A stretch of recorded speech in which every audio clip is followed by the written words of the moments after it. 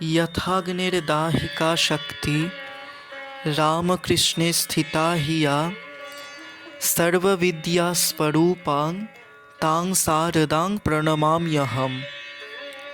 শ্রী শ্রী মায়ের কথা পাঠ। সরজুবালা দেবীর স্মৃতিকথা।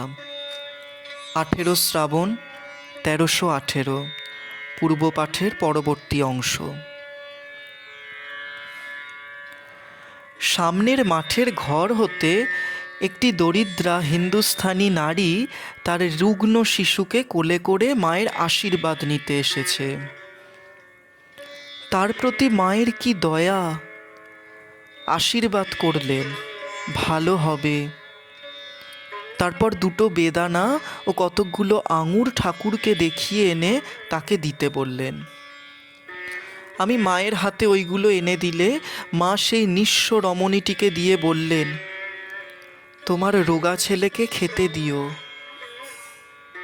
আহা, সে কতই খুশি হয়ে যে গেল, বারবার মাকে প্রণাম করতে লাগলো। 1318, পটলডাঙার বাসা হতে বৈকালে গিয়েছি। মায়ের ঘরে গিয়ে বসতেই গোলাপ মা এসে আমাকে বললেন, একটি সন্ন্যাসিনী গুরুর দেনা শোধ করতে সাহায্য প্রার্থী হয়ে কাশী হতে এসেছেন, তোমাকে কিছু দিতে হবে। আমি সানন্দে স্বীকৃত হলুম। মা হেসে বললেন, আমাকে ধরেছিল, আমি কি কারো কাছে টাকা চাইতে পারি মা? বললুম, থাকো, হয়ে যাবে। গোলাপ মা বললেন, হ্যাঁ, মা আমার শেষে হিল্লে করে দিয়েছেন। মা আস্তে আস্তে চুপি চুপি আমাকে বলছেন, গোলাপ 3খানা গিনি দিয়েছে। খানিক পরে সেই সন্ন্যাসিনী এলেন। তিনি বলরামবাবুর বাড়ি গিয়েছিলেন। সেখানে ভক্তেরা তাকে যার যা সাধ্য কিছু কিছু দিয়েছেন। শুনলুম সন্ন্যাসিনী হওয়ার পূর্বে তার বৃহৎ সংসার ও 7 ছেলে ছিল। তারাই এখন কৃতী হয়ে সকল বিষয়ের ভার নিতে তিনি সংসার ত্যাগ করে চলে এসেছেন। সন্ন্যাসিনী গুরুনিন্দে করতে নেই বলে। তারপর তিনি প্রণাম করে বলছেন, বড় মকদ্দমা প্রিয় ছিলেন, এখন বৃদ্ধ হয়ে পড়েছেন, আর পারেন না।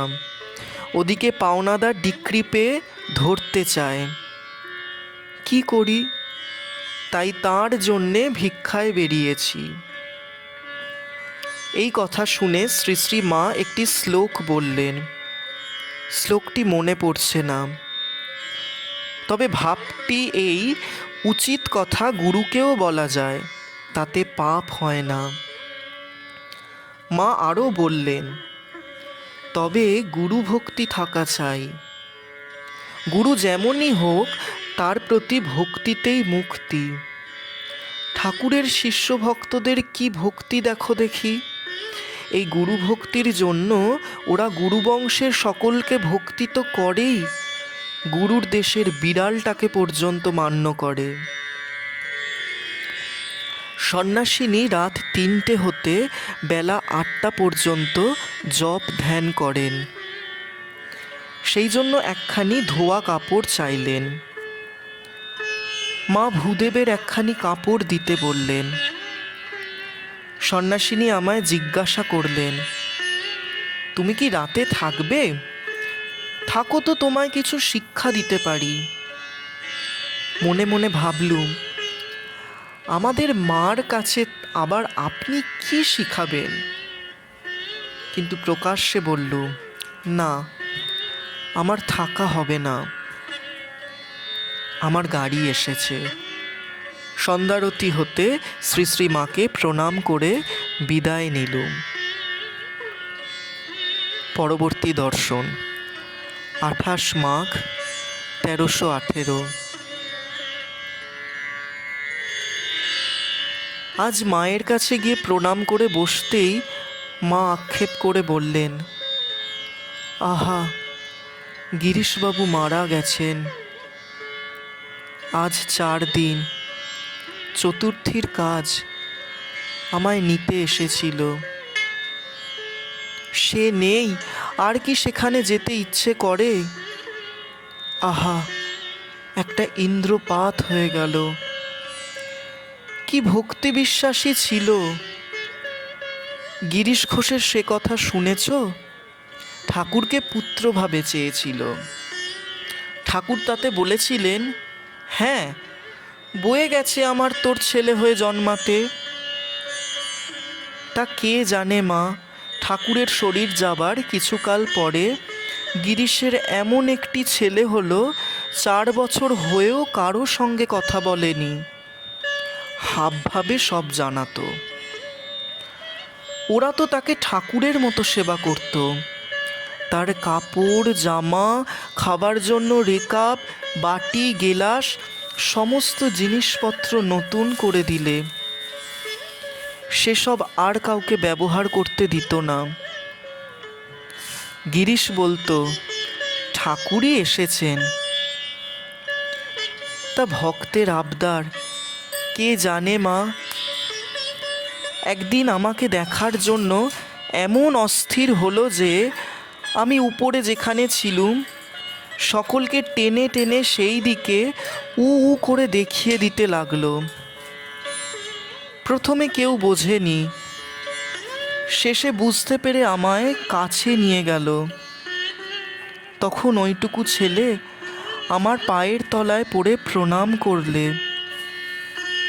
তারপর নিচে নেমে গিরিশকে ধরে টানাটানি, আমার কাছে নিয়ে আসবে বলে। সে তো হাউ হাউ করে কাঁদে আর বলে, ওরে, মাকে দেখতে যাব কি, আমি যে মহা পাপী। ছেলে কিন্তু কিছুতেই ছাড়ে না। তখন ছেলে কোলে করে কাঁপতে কাঁপতে দু চক্ষে জলধারা এসে একেবারে আমার পায়ের তলায় সাষ্টাঙ্গ হয়ে পড়ে বললে, মা, এ হতেই তোমার শ্রীচরণ দর্শন হলো আমার। ছেলেটি কিন্তু মা 4 বছরেই মারা গেল। এর আগে একদিন গিরিশ ও তার পরিবার তাদের বাড়ির ছাদে উঠেছিল।